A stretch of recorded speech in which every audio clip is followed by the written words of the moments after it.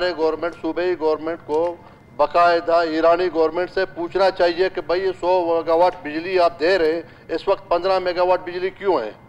कम से कम इससे पूछा जाए कि भाई 100 मेगावाट बिजली आप पूरा दें, क्योंकि आपका मुआहदा है, पाकिस्तान और ईरान का अपना मुआहदा है, वहाँ पे 100 मेगावाट बिजली पूरा हमें दें, ताकि इस वक्त हमारे इलाके में 15 मेगावाट बिजली दे रहे हैं पूरा डिस्ट्रिक्ट को, और उसमें से पंजगूर शामिल है, ग्वादर शामिल है, तुर्बत शामिल है, मकरान से बिल्कुल बिजली नहीं है।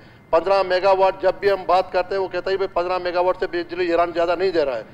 जब हम भी बात करते हैं वो कहता है भाई ईरानी गवर्नमेंट कह रहा है कि भाई आप अपने गवर्नमेंट से बात करें, ताकि ऊपर लेवल पे बात करें, ताकि इस मसले को हल करें कि भाई हम पैसा दे रहे हैं 100 मेगावाट बिजली का, आप हमें दे रहे हैं 15 मेगावाट बिजली। इसको मेहरबानी काइंडली आप कोशिश करें ताकि ईरानी गवर्नमेंट से हमारी बात हो जाए। इसको ये चीज़ें लाजमी होना चाहिए कि बिजली हमें दें वहाँ पे। दूसरा सर हमारा मसला ये है कि बॉर्डर का है।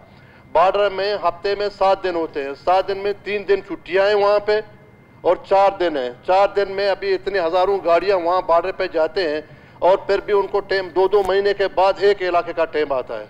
हम रिक्वेस्ट करते हैं सीएम साहब से ताकि उसको एक हफ्ते में 3 दिन के बजाय 1 दिन छुट्टी करें, ताकि लोगों को रिलीफ मिले और रोज़गार मिले, ताकि बजरिए रोज़गार लोगों को मिले, ताकि वो इस चीज़ों से दूसरे चीज़ों से दूर हो जाएं लोग, ताकि लोगों को रोज़गार मिले।